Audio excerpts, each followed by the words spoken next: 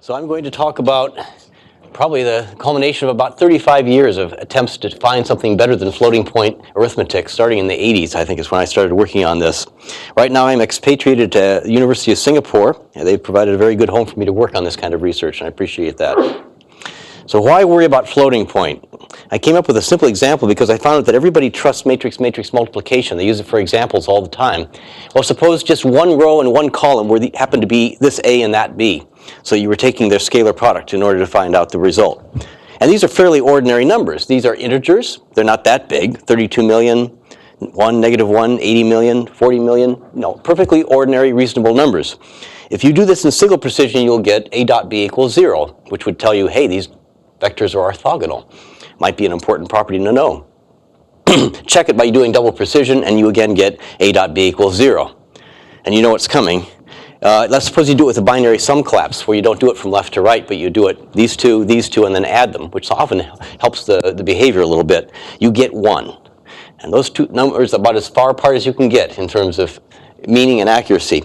The correct answer is actually 2. So most linear algebra is unstable with floats. I'm always amused when I hear people talking about like this method is stable, but this method is not. Actually, they're all unstable. All of them can be made very sensitive to tiny changes in the input. Floating point is as dangerous as all get out. It is just nothing but a swamp. And yet we get along with it just fine because we're so used to it. We've suffered under it, and we've just said, well, you got to learn to live with it. First of all, my main objection with IEEE 754, the standard from 1985, is that it's not a standard. It's a guideline. It has a section of requirements. It has a section of suggestions, recommendations.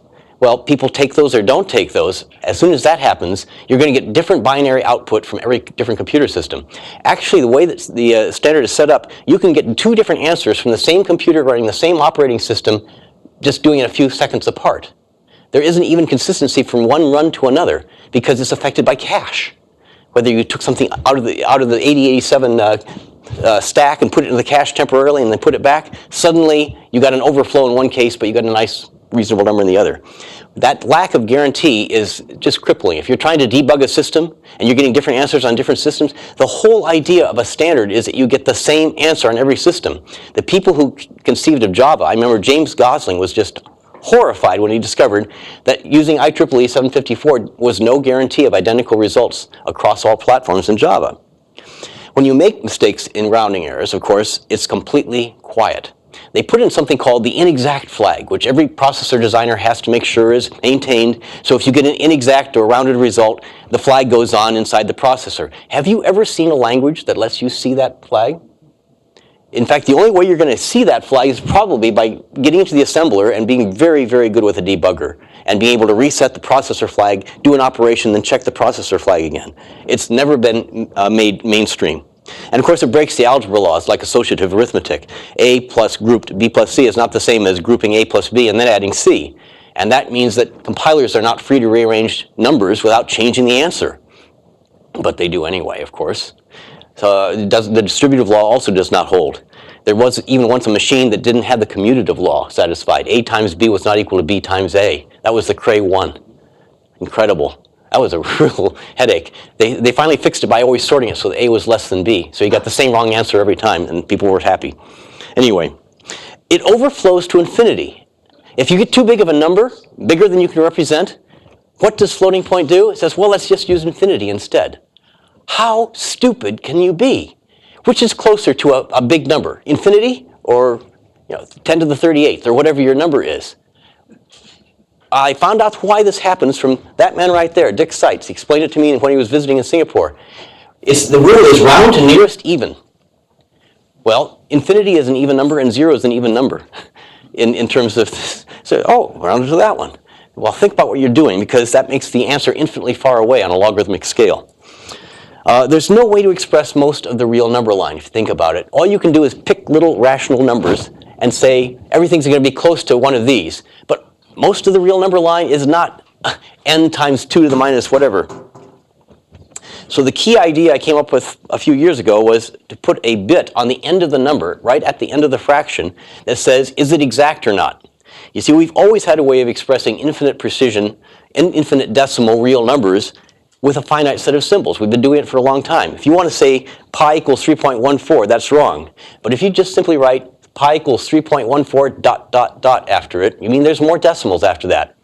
That means it's between 3.14 and 3.15. It's not equal to either one. If it was equal to 3.14, you wouldn't have needed the ... If it was an infinite set of 9s, let's say, after the 3.14, that's the same as 3.15, and you would have said that. So all you need is a ... or the absence of a ... to mean there's more decimals after this. Well, that's the open interval in between exact intervals, and it's 1 bit. So just like you put a sign bit in front of a number to say whether it's positive or negative, you put a U bit after the number to indicate whether it's exact or in between exacts.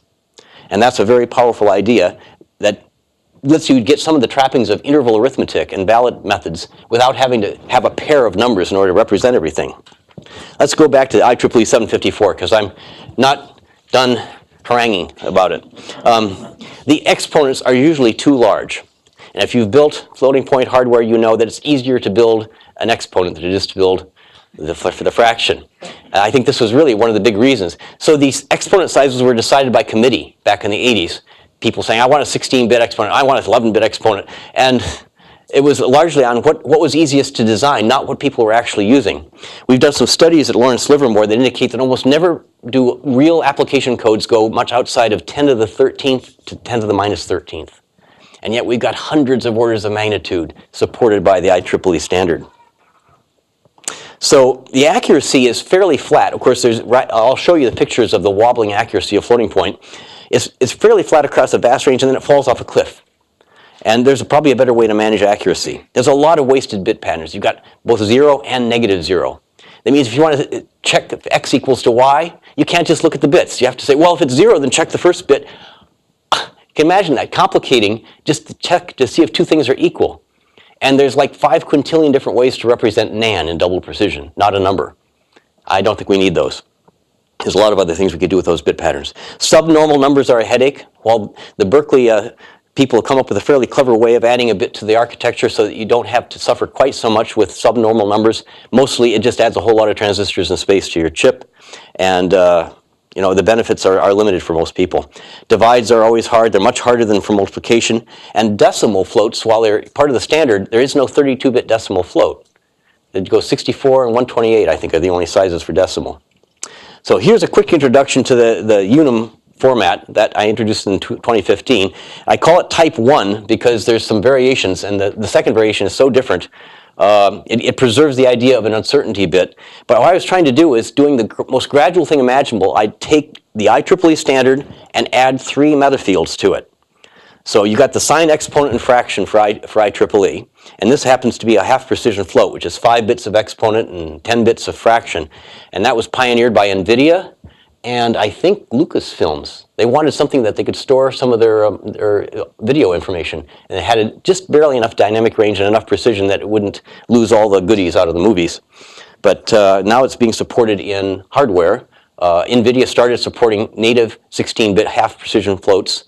And Intel's made the transition from just supporting the format to actually doing the operations with only 16 bits. So these are starting to come in vogue because they look like they're good for neural networks. And that's all the precision you need to train a neural net. So I wanted to be upward compatible by adding the U bit on the end and then a field that says how many bits of exponent do you have and how many bits of fraction do you have. And of course I have to set the size of that field. But in this case, like a 3-bit exponent size and a 4-bit fraction size suffice to give me a big range of sizes. And this means that you track the amount of uncertainty, because where the uncertainty bit falls will tell you how much range there is. If it's in a very low precision, a low order bit, then you'll know it's a very approximate number. If it's way off to the right, then you know you have a precise number. And if anybody wants to know more about this, I'm not going to talk about it much tonight, but this is the reference that I have at the bottom of the screen. They keep running out of this at Amazon. I see that they're down to 4 copies. It's in its 3rd printing. And it was briefly in the number 1 bestseller, which sounds good until you realize that's in the category of number systems. But there's 4,000 books in number systems. Okay, so it's something. Here's one graphical way to imagine floats. as discrete points on the real number line. And here I've got a 5-bit float that still follows IEEE rules, believe it or not. You can really push these things down if you are careful. I think I got it all the way down to 4 once.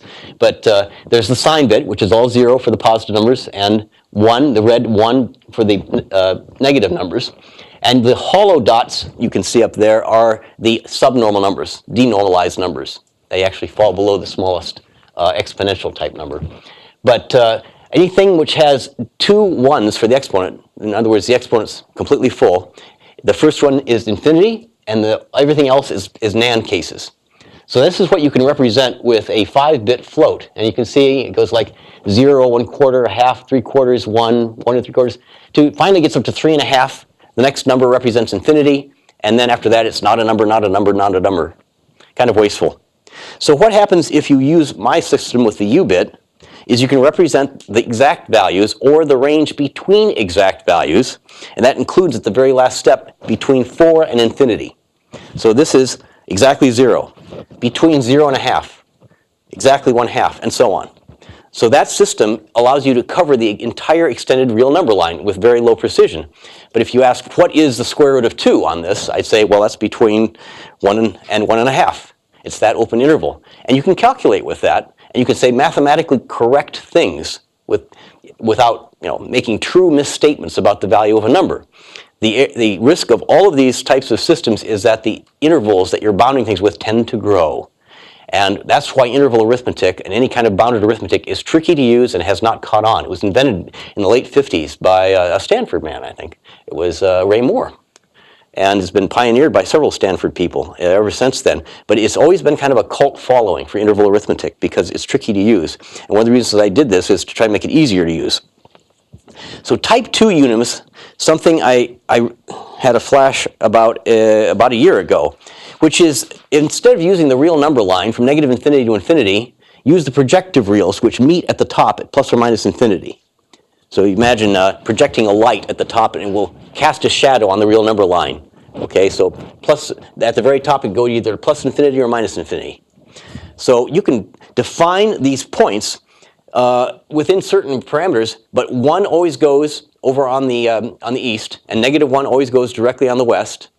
But the numbers you put in between, you have a lot of flexibility, which means you can do a custom number system. But one of the key ideas is that it has perfect reciprocation. If x is here, its mirror image 1 over x is down here, which means you now have multiply and divide on equal basis. The same way that add and subtract are equally easy, you just reflect. Because you can negate something with a unary minus, now you can reciprocate something with a unary slash, and it works perfectly. So there's some beautiful advantages for this, and here I've shown you that I can do it with a decimal lattice. What's the catch? Well, I don't really have circuitry that does this. It's very tricky circuitry if you're trying to do it with things like shifts and integer operations. So I have to resort to table lookup. And table lookup looks really good up to a certain precision because table lookup could be incredibly fast. These are not numbers, these are pointers to numbers. And so you can manipulate pointers much faster than you can manipulate the numbers, up to the point where you run out of memory, of course. But I suspect we can get a lot of ROM onto chips, so I still hope somebody does these, at least up to like 20-bit precision. I wrestled with this for years thinking, if only we didn't have to use table lookup, if there was some better way to do it. Well, let me contrast 2 calculation aesthetics, because there's a lot of people out there talking about approximate computing as a thing that's going to save us and get us to exascale, which means make computing even worse than floating point so that it can go faster and use less power and make a lot of mistakes and maybe be good enough. And they've explored to see what kinds of applications are so tolerant of lousy computing that you can get away with that trade-off. Well, I think what they're really reacting to is the fact that with IEEE standard, they did something that was fast and good enough, and yeah, it left out some stuff. And then they started throwing in some rigor, just a little bit of rigor. Let's give them multiple rounding modes so they can play with different rounding modes. Let's give them subnormal numbers so they can more smoothly go to zero. They did all kinds of things to try to improve the quality and get more verifiability. Well, you can't do that just a little bit, or else you get nothing, right? It's not completely mathematical provable. It still makes all the mistakes with not following the laws of algebra.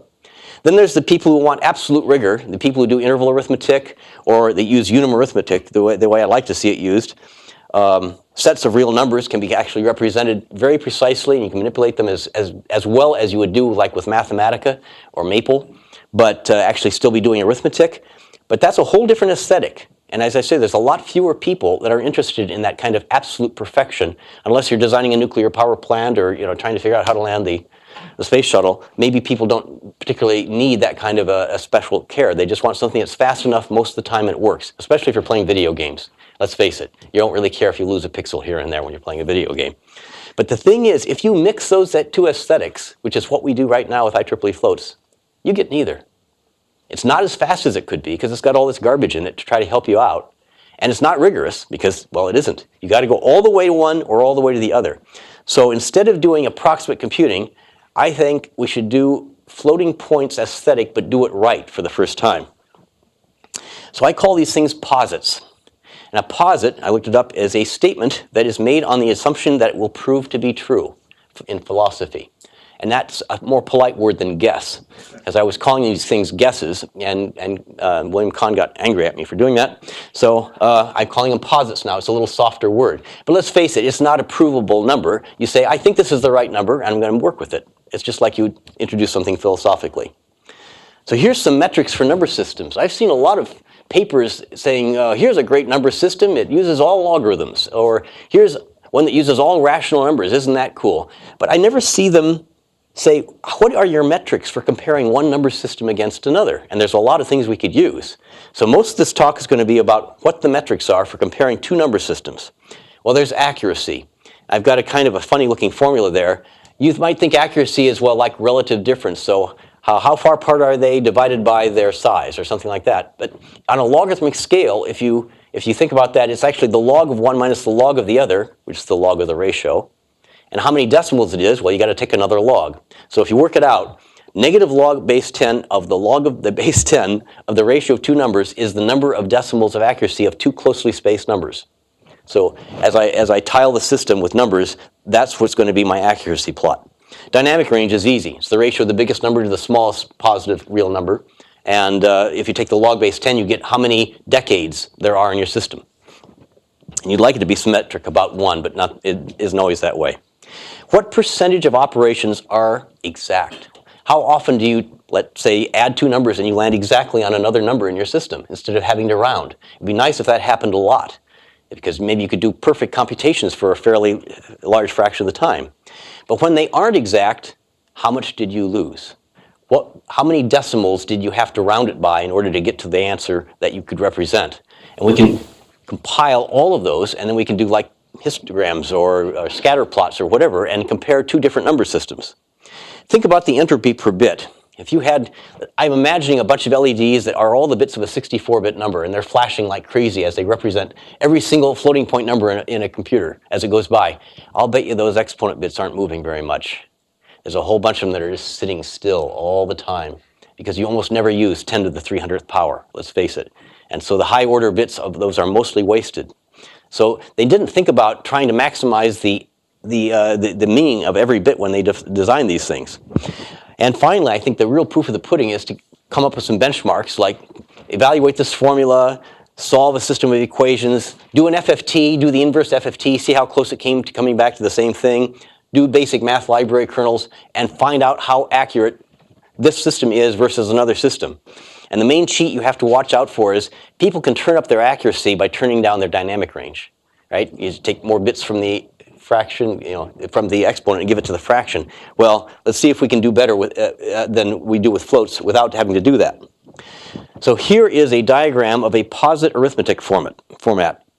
And you notice that the only thing that's got a solid vertical line is the sign bit.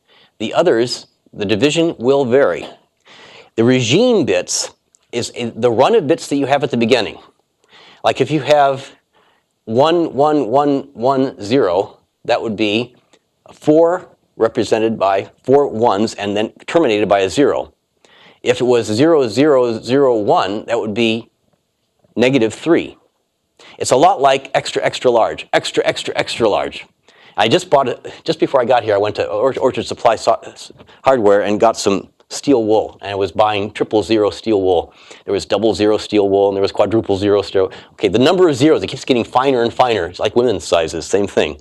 So that's how the regime bits are defined. The exponent bits, if there are any, are simply a positive, an unsigned integer. There's no bias. Floating point has to have this funny looking bias that you have. And then there's the fraction bits, which are always a normalized, that is, there's always a hidden bit. So this works like floating point, except for that funny stuff in the beginning. And I'll show you where that comes from. I didn't use the U bit because I'd much rather, if I'm going to round every time, I'd much rather have that last bit for the fraction and get a little bit more accuracy. It will round after every operation, but if you get too big of a number, it will round down to the largest representable number, not up to infinity. So it doesn't make that mistake. The ES is sort of the equivalent of the adjustable exponent size. And you can have an exponent size of 0, not have one at all, or 1 or 2. But you'll see that a small number of exponent bits gives you a very large dynamic range. You actually have, though, another vertical line there. And that's the end. And you haven't said anything about Okay, terms, signal precision. Yeah, I'm assuming he will pick a size, and it will be 16-bit, 32-bit, 64-bit, and that will be the standard. These are things that are capable of being anything from 3 bits wide to thousands. But I suspect the hardware is not going to allow that flexibility. I have yet to meet a hardware engineer that's willing to let everything be floatable at runtime, both the exponent size and the word size. So I understand that. So I assume that I'm going to be beating floats at their own game. 16-bit versus 16-bit, 32-bit versus 32-bit. But let's duke it out, okay? Maybe I should also bring up, these numbers are isomorphic, so the pattern doesn't change.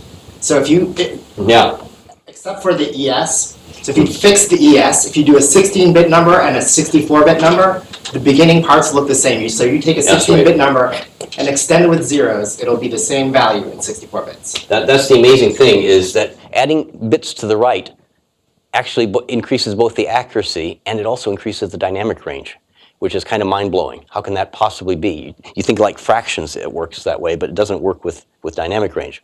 Here's an example, just to see how it would work.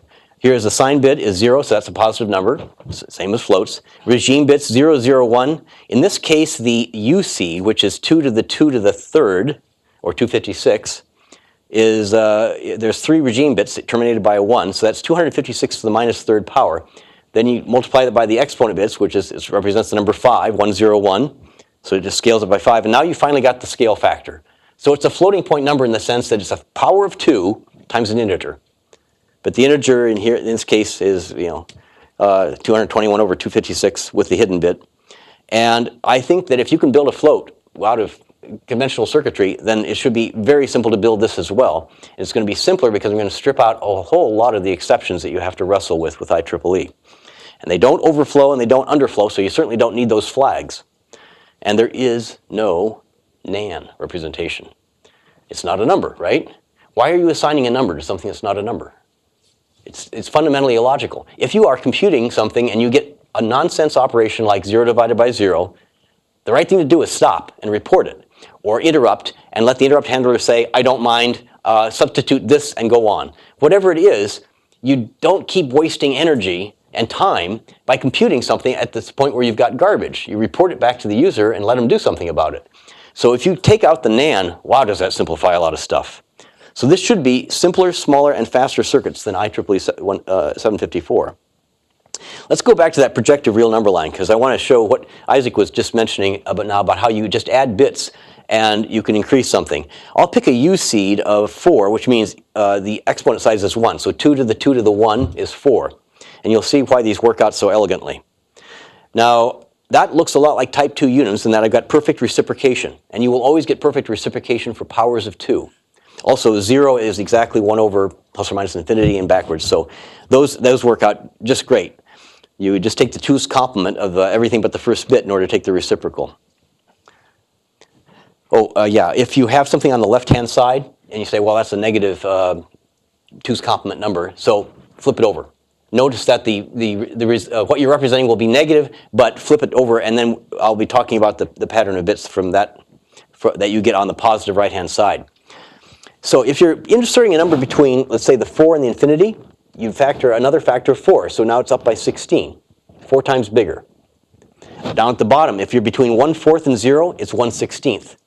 So if anytime you're interpolating between infinity and your biggest number, you multiply it by the U seed. So it keeps on getting bigger and bigger as you get, like the doomsday clock, very, very close to midnight. And if you're between, let's say 16 and 2, well, you can put a power of 2 in there. So that means I'm going to be adding, well, let's see. I already did that one. Between 4 and 1, now that's more than one U-seed factor, but it's a power of 2. So I can put a power of 2 in there, which means now we're looking at exponent bits, and the exponent bits are showing up in blue here. So I've got gold regime bits followed by blue exponent bits, and that's the rule for doing this as a recursive thing. When you finally actually get something like between 1 and 2, the only thing you can do is now interpolate it linearly. So 3/2 goes between 1 and 2, and 3 goes between 2 and 4, and you see the fraction bit shows up in black at the end. And I know this all sounds very complicated, but it really is nothing more than floating point that takes into account whether you're doing geometric increases or linear increases automatically. So if you round a number, let's say between 4 and 16, I give you 12, well, it would use the geometric mean as with the number that goes in there instead of the arithmetic mean. So that's actually a better way of rounding, but you don't have to do any special hardware. It's just the same thing as you would round normally, except don't round to infinity and don't round to 0. But the cool thing is, as you add bits, you add a 0 to something, it doesn't change it.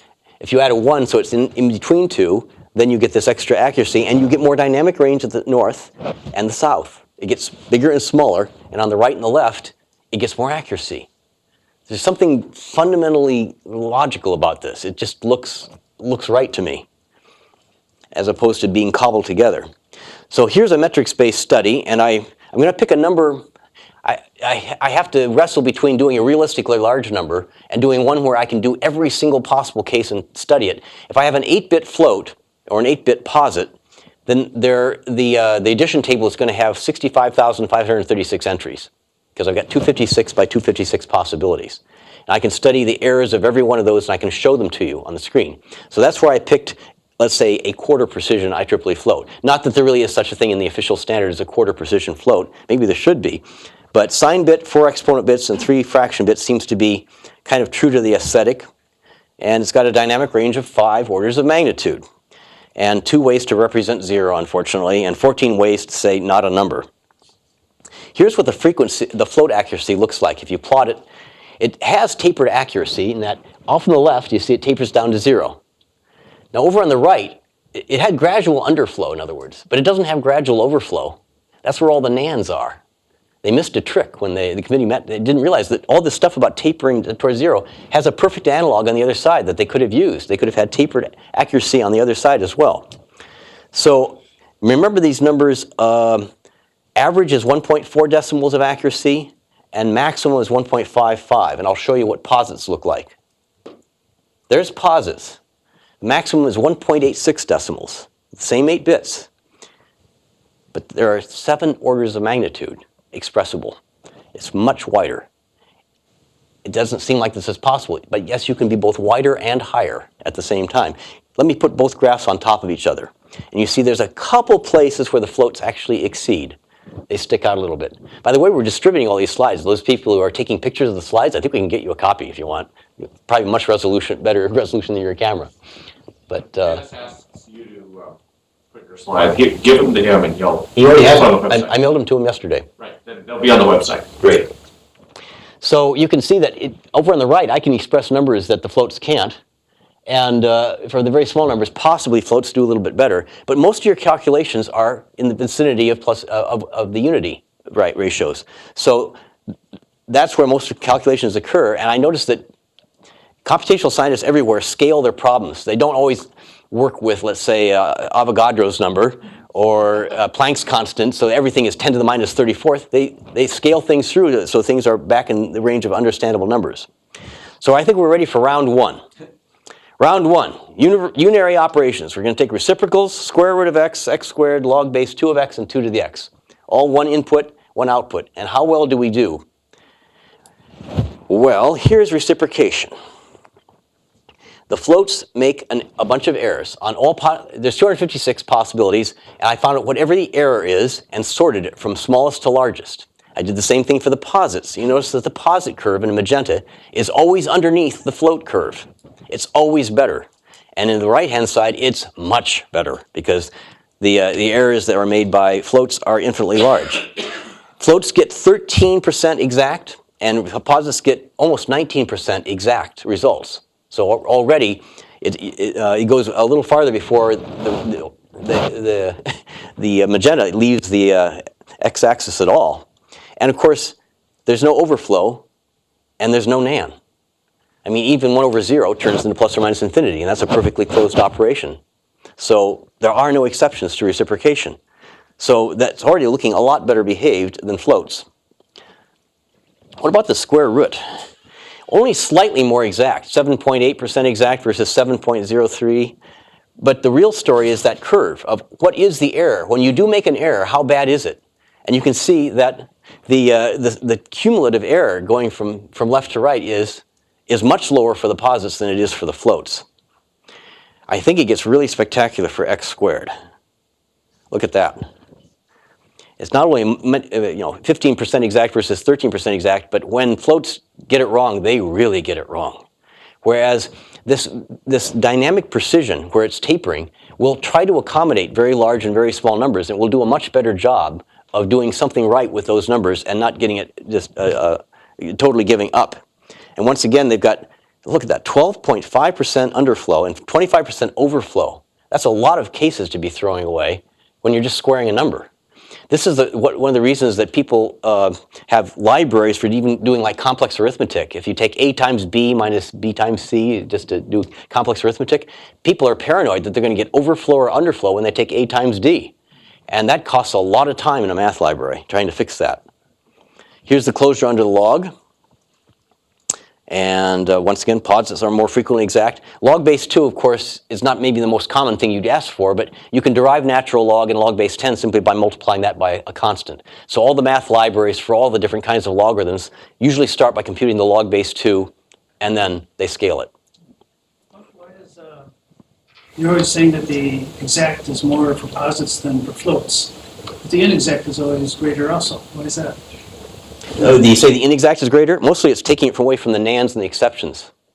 So instead of saying, oh, I give up, it's overflow or it's underflow, I will give you an answer, and so I'll get more inexacts as well as more exacts, and then it didn't throw a gutter ball and say, I give up.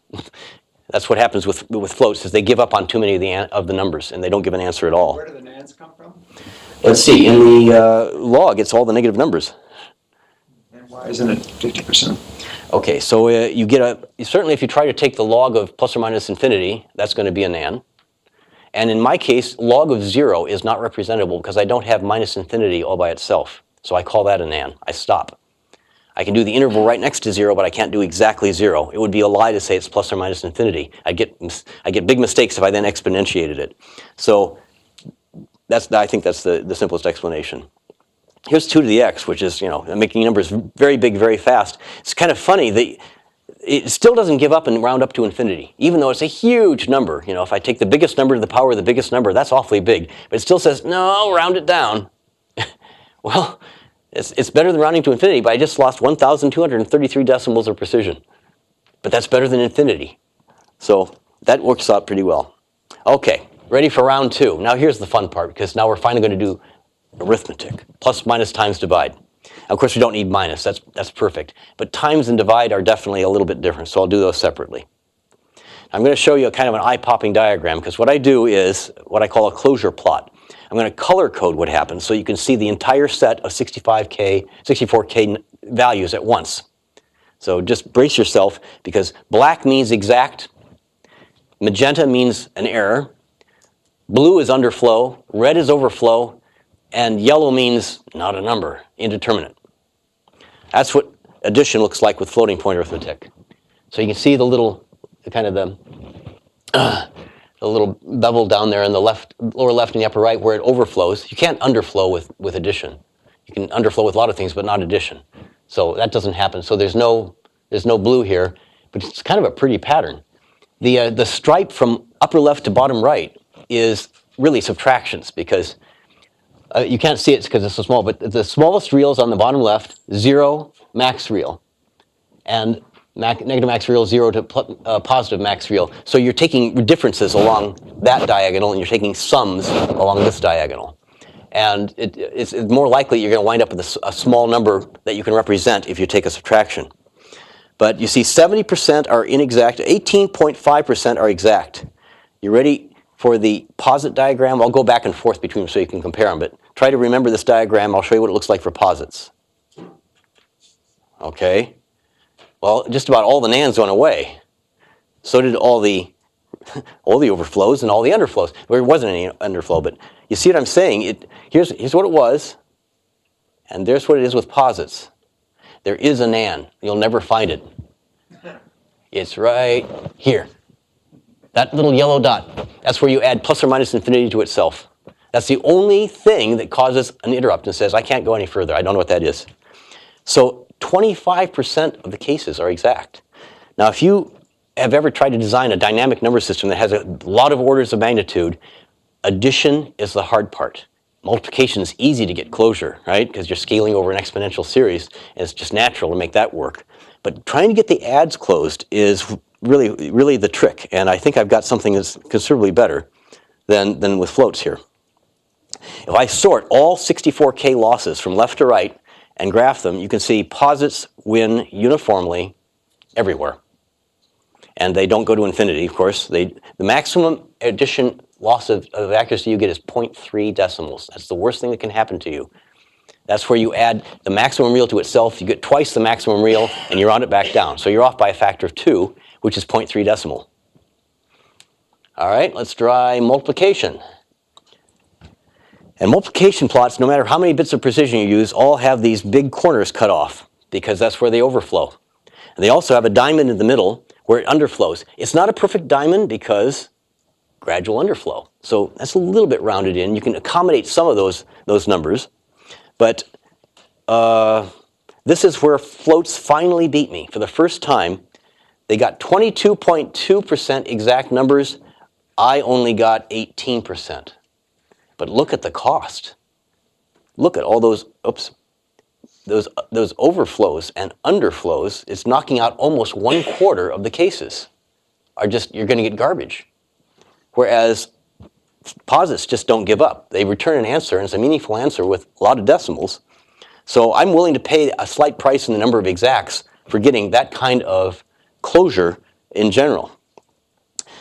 Now, that's the sorted losses, and actually, posits are much more robust than floats at retaining information throughout a calculation and not going completely off the rails. So the division plot, it looks a little bit like a permutation of the multiplication plot. There's a little bit of asymmetry you see there because, I mean, obviously, x over y, it doesn't have a corresponding y over x symmetry you have with commutative multiplication. But you get plenty of nan values here. Always forms that yellow frame around the float diagrams. And you get to do some slight asymmetries. Here's what it looks like for posits. And I didn't think it would show up on this screen, but it's almost symmetric. You see the little yellow dot in the center? Yeah, that's 0 divided by 0. That's the only thing that stops you. So in very tiny fraction of the cases, you do get a nan from 0 divided by 0. Other than that, it just keeps going. Can you go back? Yeah, let's go see it. Whoop. There seems to be diagonal symmetry. Is it actually there? There's a diagonal symmetry, yes, because that's about whether you change the sign, right? Plus over plus is the same as minus over minus. But other than that, it's you don't have symmetry about reciprocation about 1. So it's if you get the actual PDF of this talk, it's kind of fun to really stare at this very up close. It's like I say, it's kind of an eye-popping chart. But I believe having the hidden bit equal to 1 all the time is going to simplify your hardware. It's just always 1. That's really nice. It's like the old days when they didn't have subnormal numbers to deal with. And most hardware engineers really like that situation. So finally, round 3. Higher precision operations. Let's take these things out for a spin, see what they can do. Now, I made up at least one very simple formula. Evaluate this formula. And tried it out on 32 bits. So I could say, if you had a budget of 32-bit values, you couldn't cheat and use a pair of them. You have to always stick to 32-bit values. How well can you do to evaluate that expression up there? See that 27/10 minus e over pi minus the sum of √2 plus √3, all to the power of 67 over 16. Just a made-up formula. I made it up to be a little bit mean because obviously 27 over 10 is kind of close to 2.71828. So I just know I'm going to scrape off a couple decimals right away. And a lot of people don't know it, but root 2 plus root 3 is really close to pi. You can figure out that by inscribing a hexagon, superscribing an octagon, it works out. Root 2 plus root 3 is 3.14 and then some. So I'm going to scrape off 3 decimals in the denominator. Like I say, I'm feeling mean because I know what that's going to do to floating point. And it's going to do it to me too, actually, if I try to do it with posits. You take it to the 67 over 16th power just to make sure you know how to take powers. And taking things to powers tends to inflate errors as well. So I guess we shouldn't be too surprised that an IEEE 32-bit float on the top line, which nominally has 7.4 decimals of accuracy, although it wobbles a little, only gets 3 decimals right. And of course, you don't know how many decimals you've got right. It reported all these decimals, but only the 302 is right. After that, it's off in the weeds. So the error is 0.0297. Now, if you're going to do interval arithmetic, to be fair, that's a pair of 16-bit numbers, right? You don't get two 32-bit numbers. You get a pair of 16-bit numbers to fit in there. That's your budget. And look at that answer. Oh, my God. This is why people don't use interval arithmetic. It's somewhere between 18 and 33,000. Usually you get something like it's between minus infinity and infinity. This is actually a pretty good answer for interval arithmetic. And that's the last time people use interval arithmetic. They try it once. They said, that's fine. I'm going to go back to using floats. But that's a very big range of 3.3 times 10 to the 4th. Now, type 1 unims, I think, are still unrivaled in terms of their efficiency at representing an interval that's closed, because it gets 302.75 to 303 is a pretty tight interval, 0.25. And that uses only 32 bits per number by being flexible and growing up and down. You really can't beat that one uncertainty bit, but the designers say, it's variable size, can't stand variable size, can't keep track of it. We don't want to have a heap to manage the sizes. We don't want to expand it out to the maximum size. Just give a fixed size numbers. Okay, done. I heard you. Type 2 and type 3 are that way. Now with type 2 unims, I can craft the lattice to be really good for the decimal numbers, because like I say, you can customize the lattice to be whatever you want, just as long as you follow certain rules. And I can actually get 5 decimals of accuracy, 302.88, before it goes bad. But with posits, using an exponent size such that I have the same dynamic range, or actually bigger, 3 times 10 to the 144th power, no one can say that I cut down the dynamic range in order to get more accuracy bits. I've got both. I've got 6 decimals of accuracy, 302.882. But if you let me reduce the exponent size so I do get a little bit more accuracy, I still got a dynamic range of 10 to the 36th power on the bottom line. I've got 10 decimals of accuracy from a 32-bit number. That's like the maximum you can get out of a 32-bit number, even if it was an integer, right? I mean, 4 billion is an integer. That's a 10-digit number. So posits beat floats at both dynamic range and accuracy. And that's what I got out of just this formula. Of course, that's just one formula. Let's try solving ax equals b. And usually you'd probably do that with double precision numbers, but I'm going to use a really small system of only 10 equations. So I'm actually going to try to do that with 16-bit numbers. And it's exactly by the rules of LINPACK. If you know the rules of the top 500 scoring, they fill a matrix completely full of, it's a dense matrix with random entries between 0 and 1. Then they sum the rows and make that the right-hand side, so that nominally the correct answer is 1, 1, 1, 1, 1, 1, 1, 1. But you solve it by Gaussian elimination. You compare how close is your answer to just a series of ones. And that's how you know whether your computer system is working when you build a really big supercomputer, because usually the first time you run it, it's not a series of ones. It's something wildly wrong. But it's a good error check.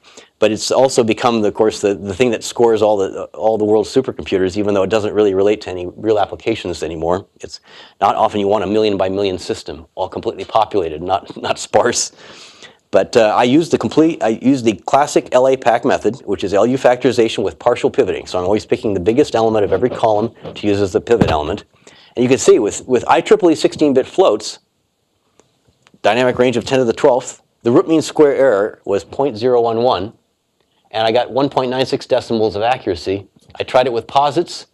I can do a whole bunch of these statistically.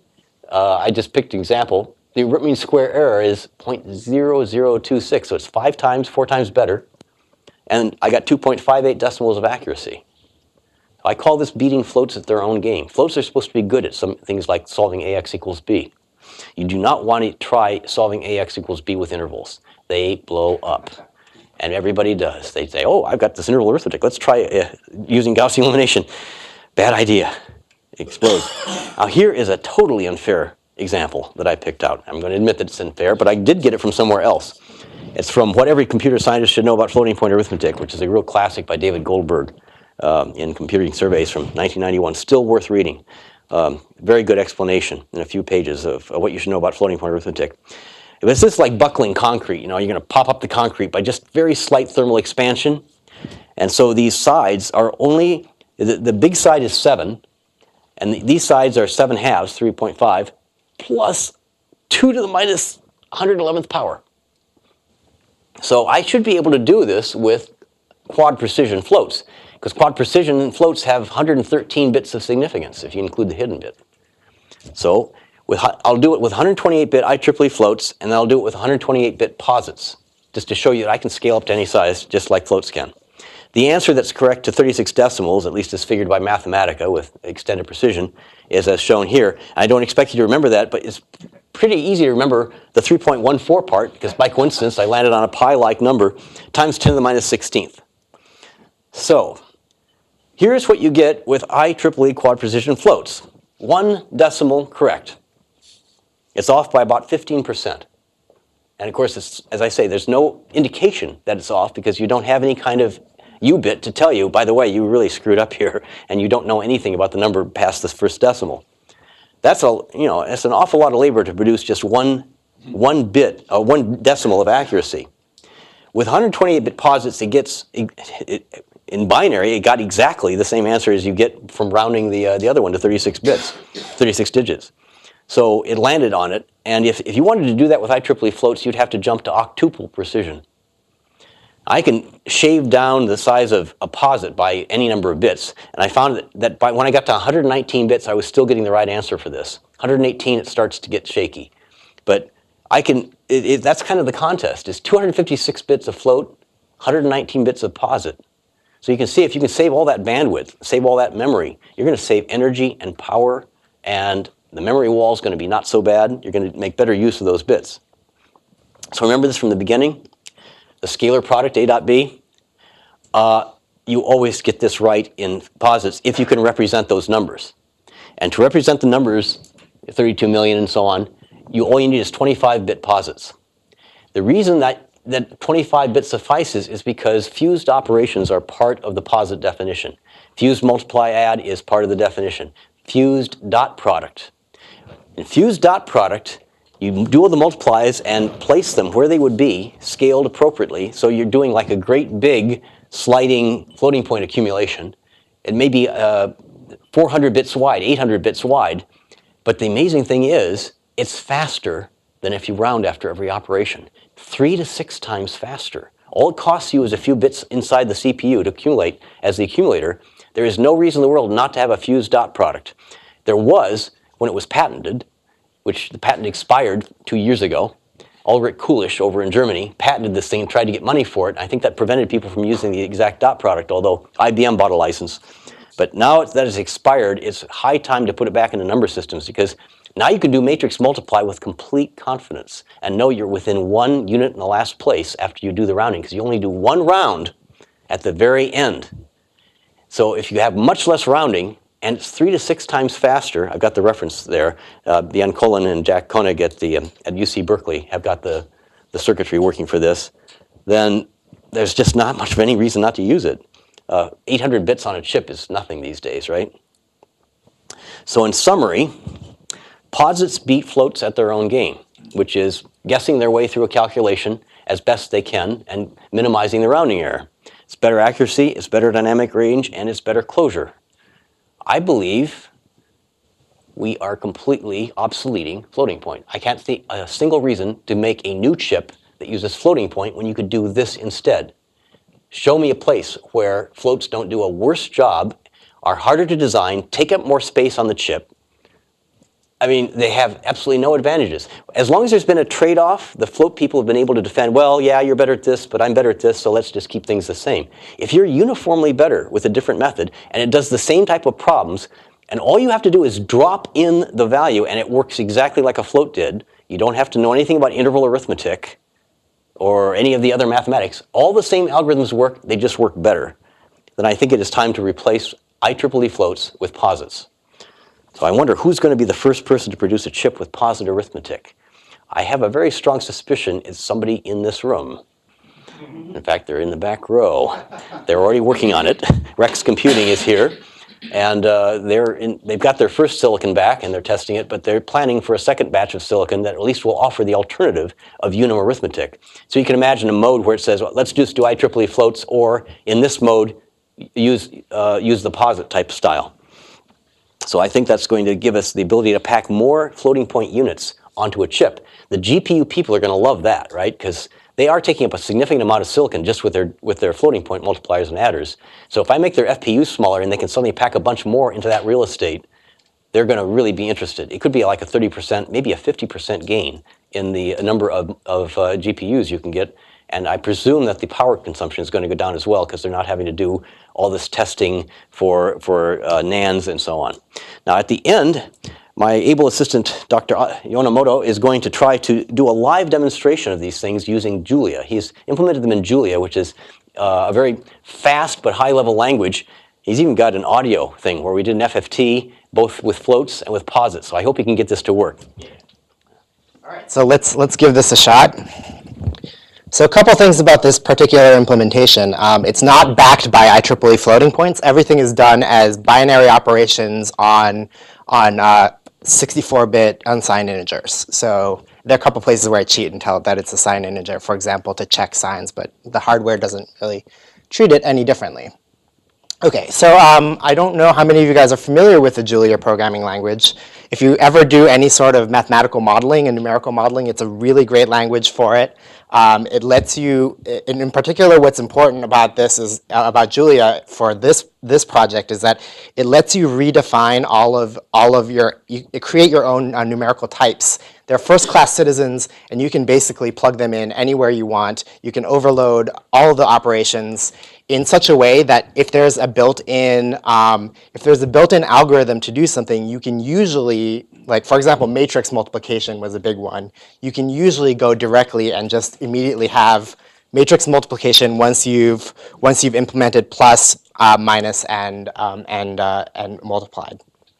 I think there's still. Did you guys got it going? We rehearsed this, really we did. Let's try this. Let me, if I unplug and plug back in.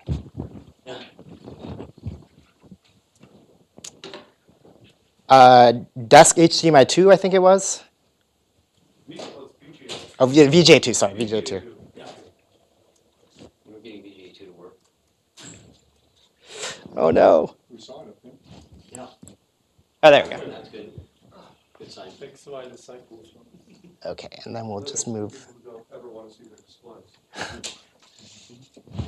All right, so this might be a little bit tricky because I'll have to do it this way. Okay, so let's fire up Julia.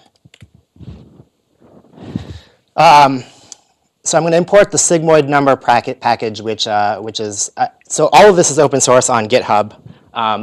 So you should be able to get this if you also get Julia. I made sure I was not under any kind of intellectual property agreements when I did all this, so I could give it away under the MIT open source license. Right. And we're sticking to that. So first, we'll do what. So I'll create a type which corresponds to an 8-bit posit with one ES. Oops. And let's take a look at what the number 1 looks like in this representation.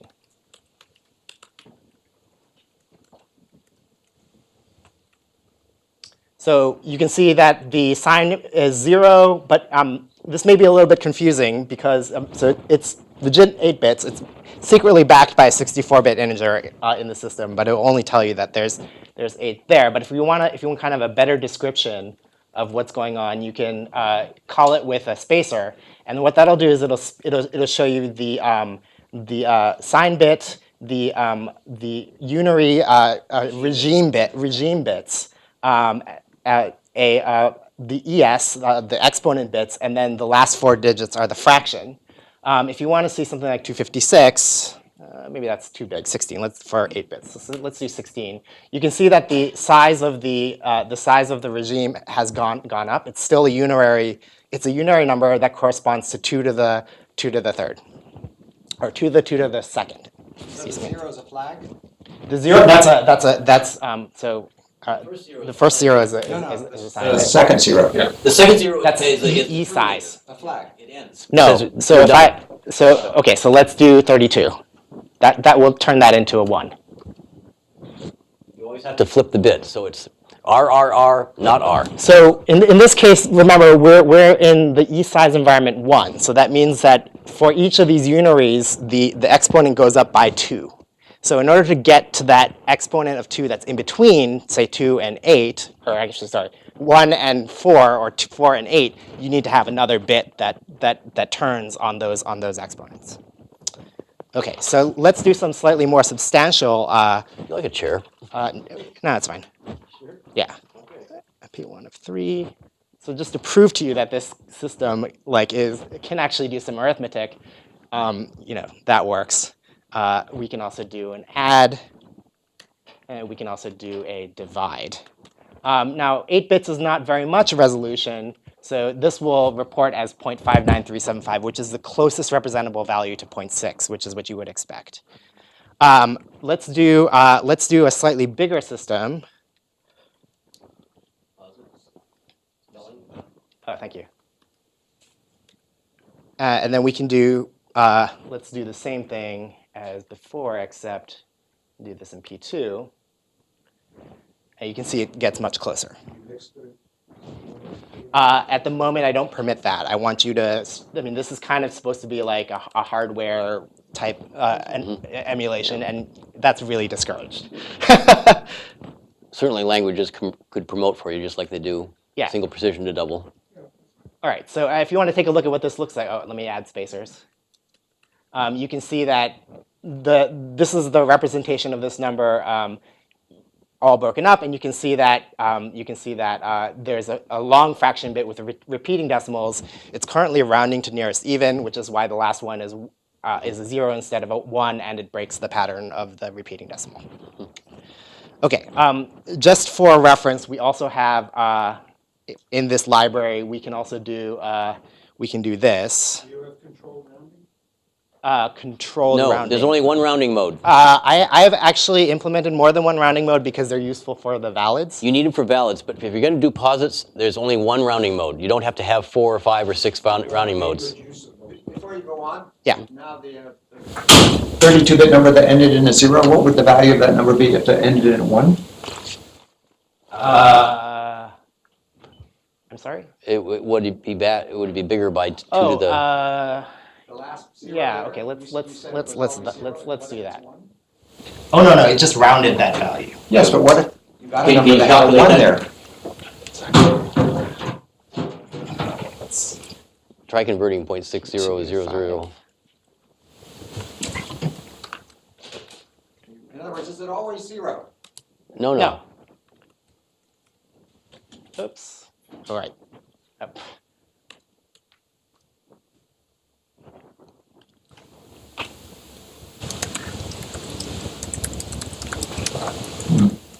That should be farther from 0.6. I'm not going to do the math, but it's farther from 0.6 than the other one.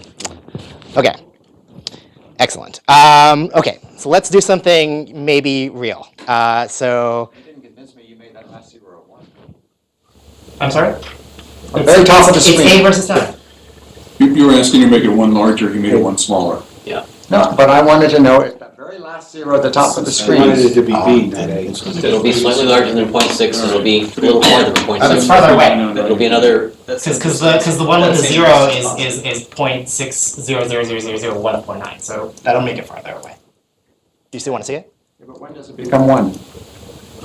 When does it become You one? said you always round, and that's why I was trying to That's understand. only in the case Go of a up one tie. instead of previous. Remember, round even is only when it's an exact tie. It has a choice between 0 and 1. It's halfway in between. Oh, Then I'm it will sorry. take- Actually, in fact, this one isn't halfway in between. So round to near, you don't use the round to nearest even semantic at all. You just round it. It's not And it's asking right. that question, it's asking what's next, instead of next of X. Instead Yeah. of Can you previous of X. increment the binary by 1 and transform it back into a real? I don't know if you have that facility.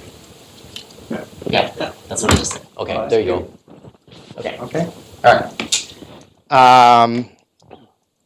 All right. So let's do this.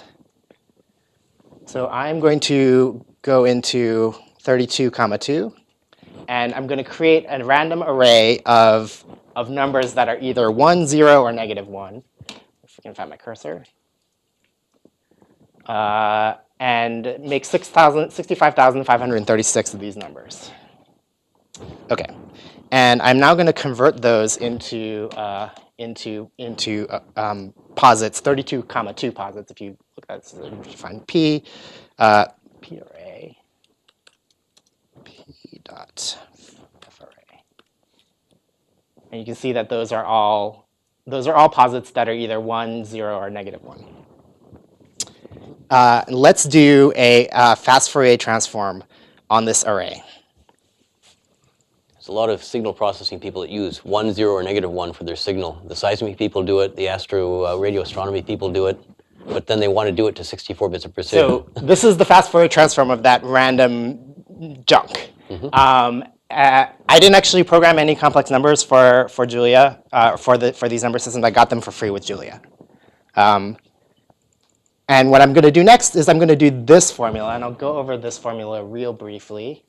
What it does is it takes the complex difference between the result and what it started with, PRA, So right?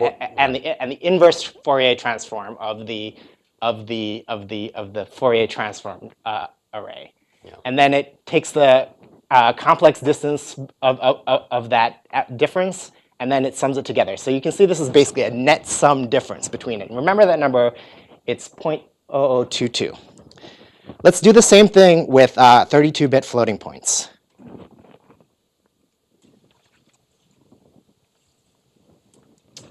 And then I'm going to do the same thing here, except here I've already pre-done.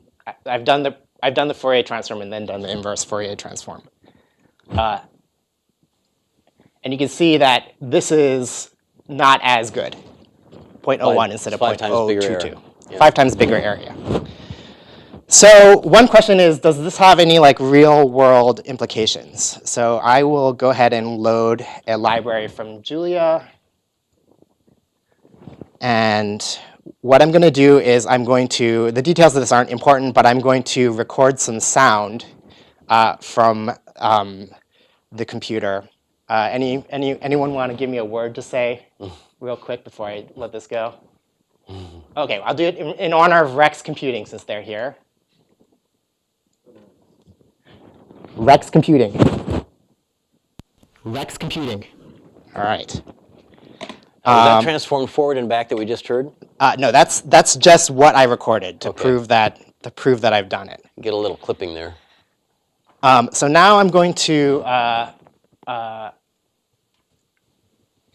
write this formula here and this function here, and basically, what just happened here? Okay. This is a very brave demo, I must say. Oh, hold on, sorry. Oh no. I accidentally didn't hit enter when I did that. So I'm going to copy the data so that I don't lose it first. And then I'm going to do this function here, which will basically take the function, do the Fourier transform, the inverse Fourier transform, return it back to float 32, and then output that as a result buffer. And you're doing that with floats first? No, I'm going to do this in, and note that it takes t, which is going to be a data type. So I can specify the data type when I call this function. Okay.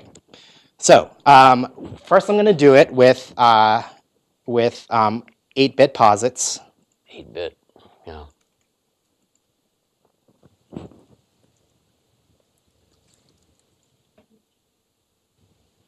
It's also going to output how far away it is, and the net difference is 169. And now we can listen to it. Rex computing. Not so bad. Now I'm going to also load up a custom library that I wrote called altfp. And what that is, it's an alternate small floating point library. This provides ability to custom generate floating points of varying sizes. In this case, I'm going to do small float 8, 3. So let's do this, which means that it's an 8-bit float with only 3 bits of exponent. You're going to have to trust me that that's better than 4. And then you can see already that that there's a numerical difference, 180.925 instead of 169. So this is slightly worse. Also, this doesn't have nans, so I just let it, I'm doing the thing which we do with posits, make it a little bit more fair. And so this is what it sounds like. I don't know if you can hear the difference, because when I tried this, it was kind of in a noisy environment. But Rex computing. Yeah, maybe you can't really hear it. Mm-hmm. But nonetheless, for 8-bit encodings, it's not doing so poorly. But you did get a superior sound difference in one of your experiments with posits. They sounded better. It was actually the other way, but that's because I converted negative numbers wrong. Yeah. Okay. All right. So the next. Anyway, so you can do fast Fourier transforms. They're more accurate using posits than they are using floating point or floating point style numbers. Okay, so the next thing I'm going to talk about is machine learning, which, as you might know, is a pretty hot thing right now. I apologize. This part might take a little bit of time. So a key thing that you can do with these is to do XOR the top bit and left shift. And I was going to do maybe some sort of like interactive thing where we try and figure out what that does, but I'm low on time. So let's just do it this way. So I'm going to show you that this in fact does what you expect it to do. So it's going to XOR the top bit and then left shift, right? So it XORed the top bit and left shifted 2. And then also, let's see. Let's do one that's not negative. Oops. Got this problem. Bits. That's the sigmoid function you need for deep learning. Imagine what it takes to compute that with a floating point call to a library to do e to minus x and of course a divide. With posits, it's you flip the first bit and shift to right 2 places, and you've got almost a perfect approximation of that function, which is why Isaac started calling them sigmoid numbers. They're just made, it's like they were tailor-made for neural networks. Okay, this I forgot to execute plot at the beginning to get this to run faster. So you can actually see this plot right here. So that's what this thing looks like. It has the same slope as the e to the 1 over 1 plus e to the minus x. So the natural question is, can you actually use this for machine learning? Okay, so and are there like advantages that you can take advantage of because of their nature? So I'm going to open up a library that I wrote called GenML, which is kind of a very early stage general machine learning package. And then here I'm going to define something, a 16-bit posit. I'm going to call it MLP. And what I'll do now is I will define this function, which it's going to be a Boolean function that takes a vector of 10 Boolean variables and then calculates a Boolean formula on it and then scrambles it 5% of the time.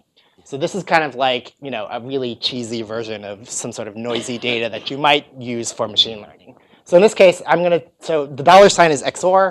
XOR is very important because it's not easy to do. It requires multiple layers in a neural net to get an XOR to work. So it's going to be V3 or V4 XOR with V1. Okay, and a couple of housekeeping things that I have to do. I'm going to assign the monkey patch in the GenML library a couple of functions. So instead of a sigmoid, I'm going to use the pseudo logistic function, which is XOR top bit and left and right shift 2.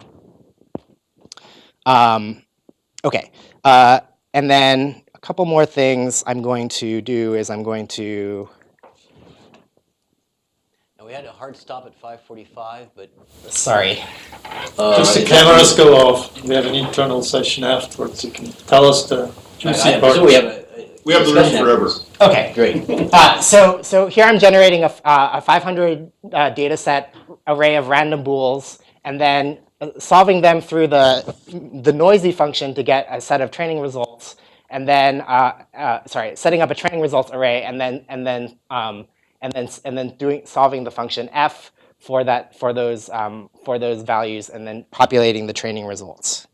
Okay.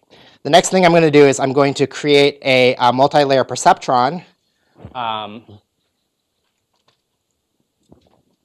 I'll call DemoNet, and note that this takes values everywhere. You can see this posit 16.0, which means it's acting on this 16-bit posit everywhere.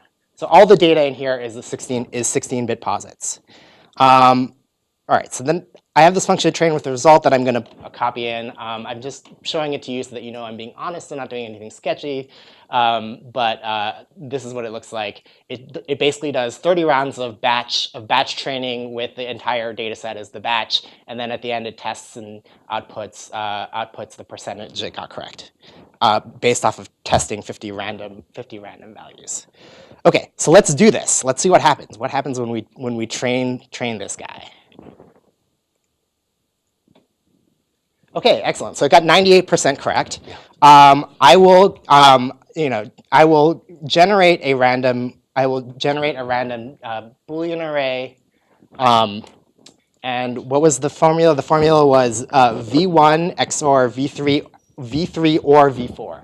So V3 or V4 is going to be false or true, which is going to be true, and then V1 is false, so that's going to be false XOR true, so the answer should be true. Unless this is in the 2% of errors, let's see what happens.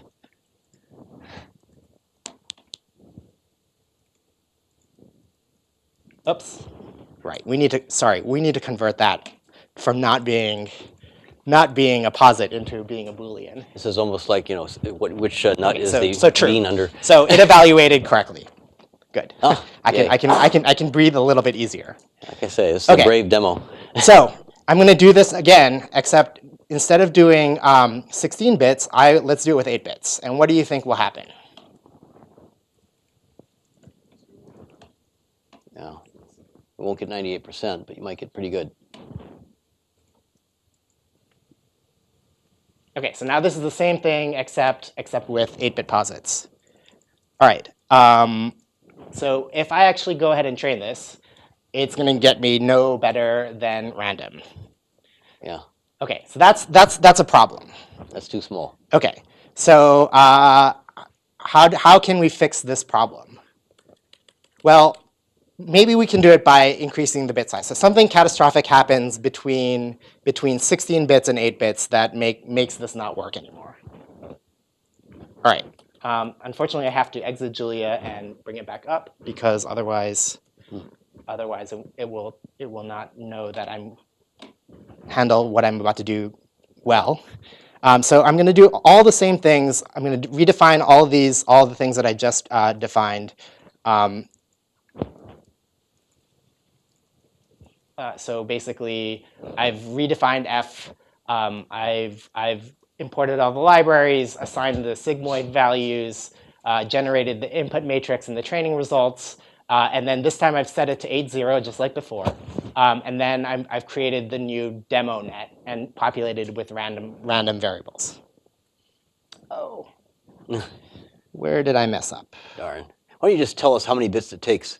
Okay. We'll trust you. Right. So the key point is that all you have to do is monkey patch the outer product, and let the outer product be a 16-bit outer product, and then magically everything works. Just one function in the process. Great. And yeah. So when you do that,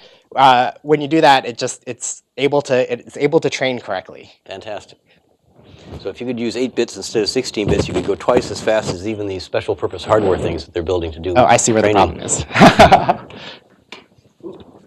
So How do you figure out what you that was by trial and error, and the way that I did it was first I did it with the 16-bit posits, and then at every stage of the machine learning process, I constricted the 16-bit posits and trimmed them down to 8 bits.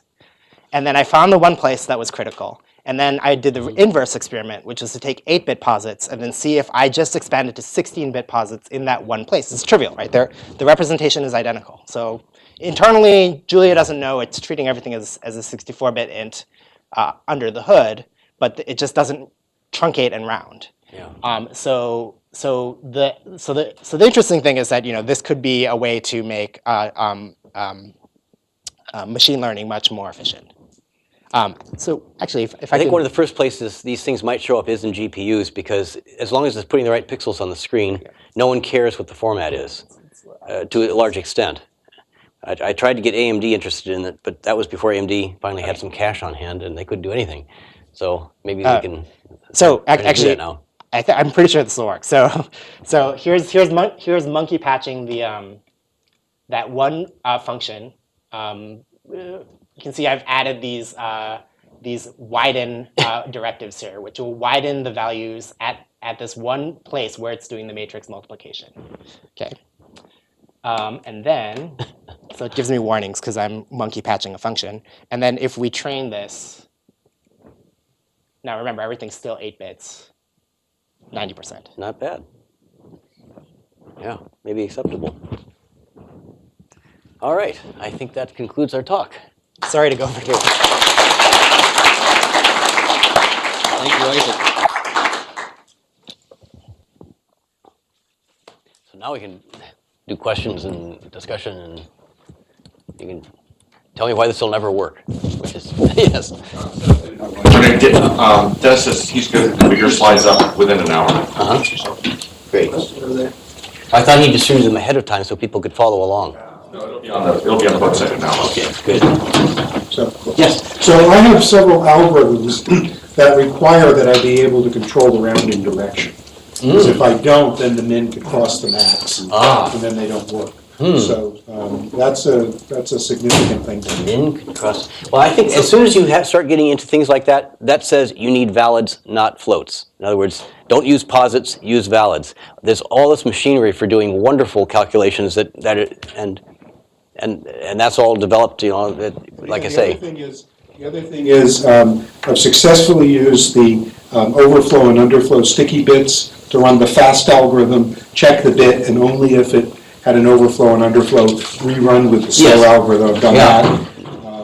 I'm a big believer in that kind of runtime control as well. And I've used NANDs to avoid exceptions in the middle of expensive calculations. Yeah, I think we do need a way that you can keep on going. Let's say you're doing just a whole list of calculations and only one of them is bad. You want some way of being able to continue to proceed, throwing out that one So I'm not answer. talking about the number format, but there are features in the IEEE that are there for a good reason. Yes, I just don't want to keep feeding a NAND as an input into a floating point unit, if possible. Yeah. Conventional rounding in fast Fourier transform introduces a bias. Do you have a way of changing that to say random rounding? Which is how is it biased? If you're, let's see, if you're, is your signal has a DC level? Yes. Oh, yeah, we've run into that. Let's see, that's a tough question. I was using experiments where there was no DC level, and I wasn't running into it. Okay. So if you're rounding, you're saying round to nearest even introduces a bias. I'm just saying rounding, the conventional rounding introduces a bias which can be eliminated by doing random rounding, up or down. Instead of round to nearest even. Yeah, that's to the noise being DC then. Yeah, that's a tough one. I'll have to think that one through. Yes? You said that posits can be used as a drop-in for floating point. And I'm trying to understand what that means, because if I wrote a floating point library and I had to pay attention to have to add logic for all the underflows and overflows and NANDs and so on. So that software won't work exactly with posits. What do you You mean won't by get any drop-in? NANDs, you won't get any overflows, you won't get any underflows, and your answer will be more accurate. In that sense, it's a drop-in. So all the exceptions you put in to handle bad things. Binary code will have to be.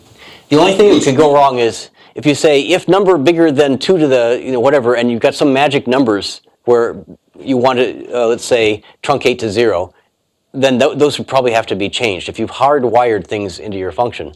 And I know, let's say if you've got a routine for computing cosine of x and you've got the polynomial coefficients laid out, I think you'd probably want different polynomial coefficients for approximating cosine if you had posits than if you wanted floats.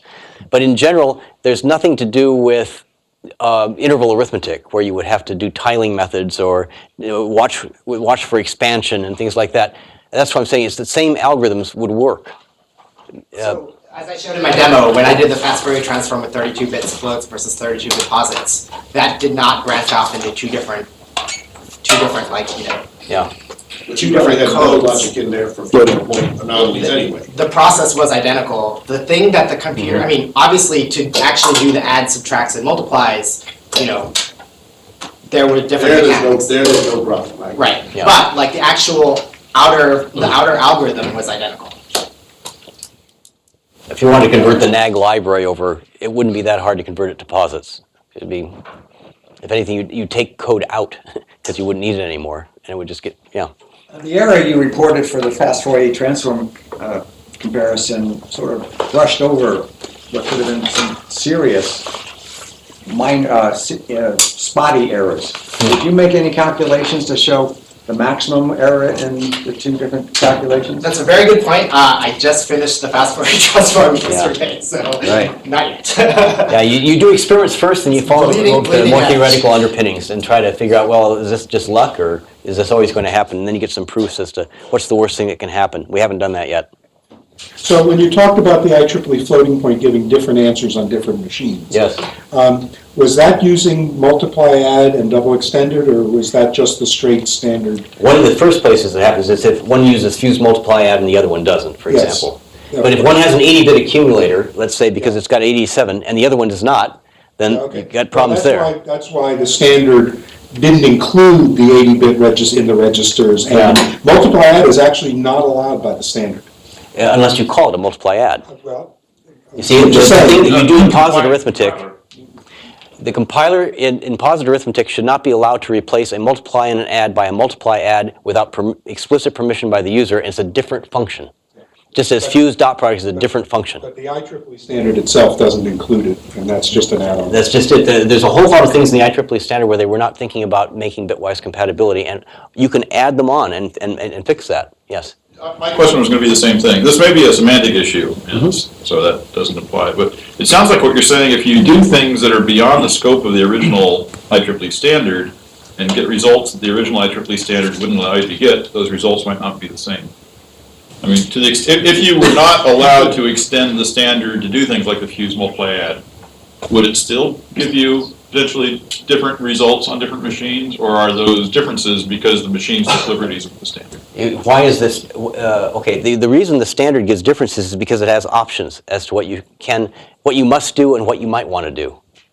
Okay, that's what I was. Belkahan runs his algorithms without any of the options. He I run him with all the options. But he was interested in letting people improve the results any way they can. So if one processor said, can I use a couple of guard bits here and keep them through all the calculation and only round when I hit the equal sign? He said, yeah, I'll give better answers. But every user I know is really upset when they get a different answer and they don't know which one is the better answer. They just know they're different. And is it a bug? Is it a rounding error? Pain. Yeah. Yeah. The reason I was queuing in on that is one of the early Intel microprocessors that implemented the fused multiply add was the i860 machine. Oh yeah, I remember it. 1989 timeframe. Yep. And there are people who have said that one reason that didn't succeed better is because they took this particular liberty with the floating point standard, and thus people did not get the same results. And Yes. whether that was an issue or not, or whether it was an improvement or not, the fact that it was different was a target that people could throw at them. Right. Here, multiply these numbers, and you'll see that it didn't work right. You might also remember the early days of the C language. When it was first introduced, the rule was that as you entered a routine with floats, they were automatically promoted to doubles. And people said, how do we turn that off? Because they did not want it happening without their control. If they wanted doubles, they were going to ask for doubles. But it's going to be so much better. You're going to get double precision. It'll be great. No, they don't. Stop helping. Stop helping. We'll do it. If we want it, we'll do it. IBM had the same issue on the 360 series with the 36091. To get a pipeline divide, they actually did worse rounding sometimes, a very small percentage of the times. And it meant the nuclear industry couldn't buy that machine. Yeah. But the scientific computing people were very happy because pipeline divides ran quite fast. Yeah. Well, partial accumulation was a quick way of saving memory for a lot of stuff. Yeah. But, you had good arguments on your first two arguments at the beginning to do this. There's actually a third problem, which is in the ACM undergraduate curriculum, the curriculum has only 1/4 for numerical methods. I'm surprised there's that. Yeah, no, In actually, almost any university in the country, in the world, you can get a degree in computer science without ever touching numerical analysis. that's right. And actually, a lot of that has to do with complaints by students who find discussions about floating point like this exceedingly boring. I had a 3/4 numerical methods class myself. And Well, when I teach parallel processing, I teach them with things that round, and I right in their face, they get different answers when they group things in parallel instead of doing them serially from left to right. And they usually do not get taught that in most universities because it's an ugly example. So I think you need a third slide basically saying we have to change the thinking in a lot of CS departments. Well, maybe. I mean, when I debated Kahn last July, he's of the opinion that the whole world has to change so that we go back to analyzing every single line of code for its rounding error. All 10 million lines of code that you've got, you have to analyze every single one. And everybody's a bad person if they don't do that. I don't think it's going to happen. I think even fewer people are doing numerical analysis now than there were 10 years ago, even fewer than 20 years ago, and we have to find ways to make it more automatic and higher quality. There is a difference between numerical analysis and numerical methods. Yeah. When I taught numerical methods, I didn't teach why the algorithms would fail. I taught them how to figure out when the algorithms would fail. But not do the proofs, but just by a simpler analysis. Like turn down the precision until it fails or something like that. You don't have to go that far. But So numerical analysis is a very mathematical discipline. Yes. Numerical methods can be taught as a more engineering approach. Right. I completely agree. And you might be able to get away with teaching that and getting some more literacy in that. That's right. But there aren't that many numerical analysts out there. Yes. Getting away from the technology and theory, what's driving you to do this? Your love of numbers, or is there some business opportunity here? What do you I'm not expect doing to it for the happen? money, that's for sure. I mean, that's why I'm giving it all away. Although I'm discovering I'm making more money on consulting than I ever would do probably if I were trying to charge license or royalty fees. So if you're trying to introduce a new number system, you don't fine people for using it, right? They're never going to touch it. But I think my royalties on this have been almost $1 an hour now for minimum wage price. So because yeah. Well, I'm going to tell Dave Bailey, he needs to look at what you just presented. If you haven't talked to Dave already. Well, Dave Bailey was one of the reviewers of the book. Yeah. So and also one of my other former coworkers who used to do a lot of CFD, and there's communities that appreciate this. The CS community tends to appreciate it less, though. So what really motivated me mainly was at Intel we were trying to get to exascale computing, and I was leading the research group trying to drive that. And we quickly identified that the pathway between DRAM and processor was going to use 100 megawatts all by itself. And we're limited to 20 megawatts for an exascale supercomputer. So if you can't get that down by technology trends, just saying, well, memory's getting lower power, because it wasn't. The trends were not going to get it down below 100 megawatts in the foreseeable future. Use fewer bits, make them more meaningful. And it might cost you more transistors on chip, I said. You might make a much more complicated FPU, but it'll pay. You could maybe use 3 times as many transistors on the FPU, but make every bit count, and you'd win because you'd be moving far fewer bits, and you'd be able to get away with single precision instead of double precision everywhere. We throw 64-bit precision at everything these days, and that's one thing that's stopping us getting to exascale. So that's what really motivated me was trying to get past the memory wall problem. But I'm always attracted to a problem where I see there's a better solution, but everybody's doing it this way because that's the way we've always done it. And that was the way with parallel processing in the 80s. We could see that parallel processing was a great thing, but hey, you know, you have to change all your code, and it's already written and optimized for these vector machines, and it's not going to happen. But it did happen. I love to see those revolutions where it just goes to the breaking point and suddenly, poof, everybody's doing it in the new way. So what are the difference between the original unums and posits is that the posits are array friendly because you pick a fixed size for them. What about the number of cycles to do, say, a multiply or divide? Is that now constant? Yeah. Among all posits? Just like it is with floats. So it's also kind of GPU friendly then as well? Very GPU friendly, very Rex friendly. They've got a VLIW, and then you know exactly how many clock cycles everything takes. So yeah, you don't have, and the lack of exception handling should help you. You have just 2 exception numbers, 0 and plus or minus infinity. Those are the only 2 you have to watch out for, and you do those off to the side while you're going ahead. The only thing I would caveat it with is my multiplier is going to be slightly bigger because I get a little bit more precision. So like in a double precision number, 64 bits, 61 of them might be the fraction if you have an ES of 0. So you might need a 122-bit multiplier in order to be able to round correctly. And that's a little bit bigger than the 106-bit multiplier that you need right now. But I'm pretty sure that's not going to swell the silicon area of the FPU by that much. You've got a lot of other logic that you've got to worry about in an FPU. Taking exceptions out. Yeah, taking exceptions out is a very helpful thing. You guys should have dinner with John now on Stanford. So Let's go dinner. let's do it. All right, let's do dinner. Thanks very much.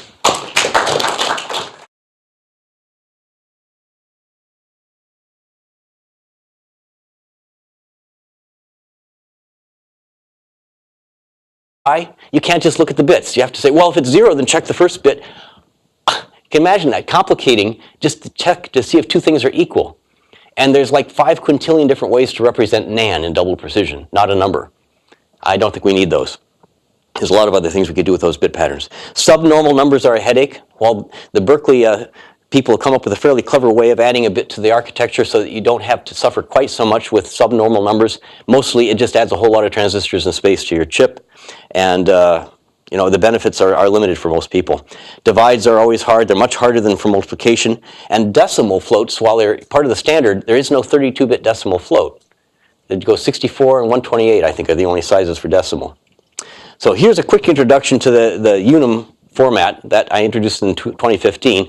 I call it type 1 because there's some variations, and the second variation is so different. It preserves the idea of an uncertainty bit. But what I was trying to do is doing the most gradual thing imaginable. I'd take the IEEE standard and add 3 metafields to it. So you got the sign, exponent, and fraction for IEEE. And this happens to be a half precision float, which is 5 bits of exponent and 10 bits of fraction. And that was pioneered by NVIDIA and I think Lucasfilms. They wanted something that they could store some of their video information. And it had just barely enough dynamic range and enough precision that it wouldn't lose all the goodies out of the movies. But now it's being supported in hardware.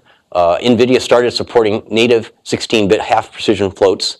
And Intel's made the transition from just supporting the format to actually doing the operations with only 16 bits. So these are starting to come in vogue because they look like they're good for neural networks. And that's all the precision you need to train a neural net. So I wanted to be upward compatible by adding the U bit on the end and then a field that says how many bits of exponent do you have and how many bits of fraction do you have. And of course I have to set the size of that field, but in this case like a 3-bit exponent size and a 4-bit fraction size suffice to give me a big range of sizes. And this means that you track the amount of uncertainty because where the uncertainty bit falls will tell you how much range there is. If it's in a very low precision, a low order bit, then you'll know it's a very approximate number. If it's way off to the right, then you know you have a precise number. And if anybody wants to know a few seconds apart, there isn't even consistency from one run to another because it's affected by cache. Whether you took something out of the 8087 stack and put it in the cache temporarily and then put it back, suddenly you got an overflow in one case, but you got a nice reasonable number in the other. That lack of guarantee is just crippling. If you're trying to debug a system and you're getting different answers on different systems, the whole idea of a standard is that you get the same answer on every system. The people who conceived of Java, I remember James Gosling was just horrified when he discovered that using IEEE 754 was no guarantee of identical results across all platforms in Java. When you make mistakes in rounding errors, of course, it's completely quiet. They put in something called the inexact flag, which every processor designer has to make sure is maintained. So if you get an inexact or rounded result, the flag goes on inside the processor. Have you ever seen a language that lets you see that flag? In fact, the only way you're going to see that flag is probably by getting into the assembler and being very, very good with a debugger and being able to reset the processor flag, do an operation, then check the processor flag again. It's never been made mainstream. And of course, it breaks the algebra laws like associative arithmetic. A plus grouped B plus C is not the same as grouping A plus B and then adding C. And that means that compilers are not free to rearrange numbers without changing the answer. But they do anyway, of course. So the distributive law also does not hold. There was even once a machine that didn't have the commutative law satisfied. A times B was not equal to B times A. That was the Cray 1. Incredible. That was a real headache. They finally fixed it by always sorting it so that A was less than B. So you got the same wrong answer every time, and people weren't happy. Anyway, it overflows to infinity. If you get too big of a number, bigger than you can represent, what does floating point do? It says, well, let's just use infinity instead. How stupid can you be? Which is closer to a big number, infinity or 10 to the 38th or whatever your number is? I found out why this happens from that man right there, Dick Seitz. He explained it to me when he was visiting in Singapore. The rule is round to nearest even. Well, infinity is an even number and 0 is an even number in terms of, rounded to that one. Well, think about what you're doing because that makes the answer infinitely far away on a logarithmic scale. There's no way to express most.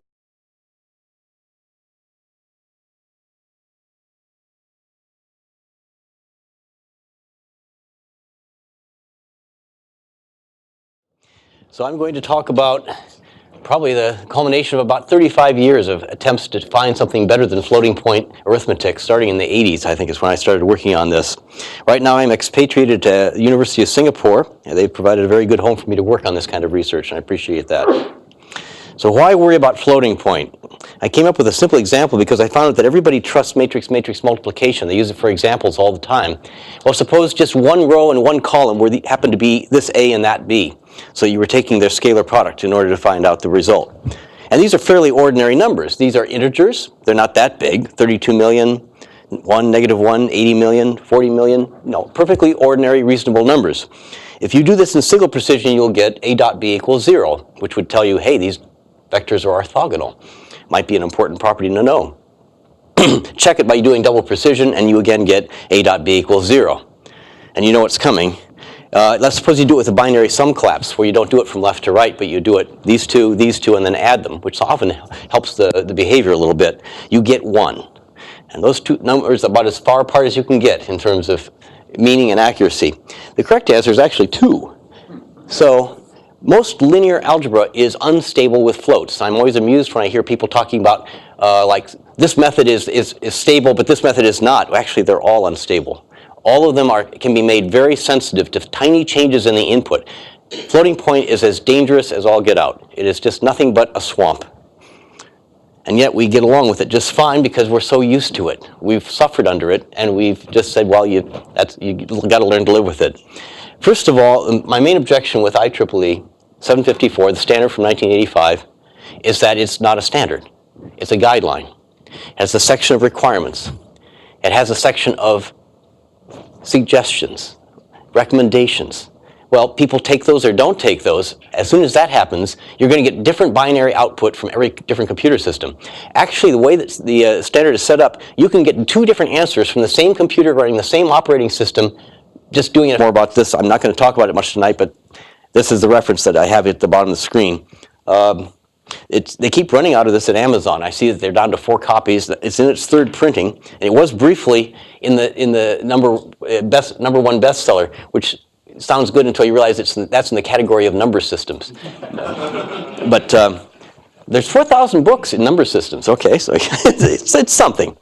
Here's one graphical way to imagine floats. As discrete points on the real number line. And here I've got a 5-bit float that still follows IEEE rules, believe it or not. You can really push these things down if you are careful. I think I got it all the way down to 4 once. But there's the sign bit, which is all 0 for the positive numbers, and 1, the red 1 for the negative numbers. And the hollow dots you can see up there are the subnormal numbers, denormalized numbers. They actually fall below the smallest exponential type number. But anything which has 2 1s for the exponent, in other words, the exponent's completely full, the first one is infinity, and everything else is NaN cases. So this is what you can represent with a 5-bit float. And you can see it goes like 0, 1/4, 1/2, 3/4, 1, 1 3/4, 2, finally gets up to 3 1/2. The next number represents infinity, and then after that it's not a number, not a number, not a number. Kind of wasteful. So what happens if you use my system with the U-bit is you can represent the exact values or the range between exact values, and that includes at the very last step between 4 and infinity. So this is exactly 0, between 0 and 1/2, exactly 1/2, and so on. So that system allows you to cover the entire extended real number line with very low precision. But if you ask what is the square root of 2 on this, I'd say, well, that's between 1 and 1 1/2. It's that open interval. And you can calculate with that. And you can say mathematically correct things without making true misstatements about the value of a number. The risk of all of these types of systems is that the intervals that you're bounding things with tend to grow. And that's why interval arithmetic and any kind of bounded arithmetic is tricky to use and has not caught on. It was invented in the late 50s by a Stanford man, I think.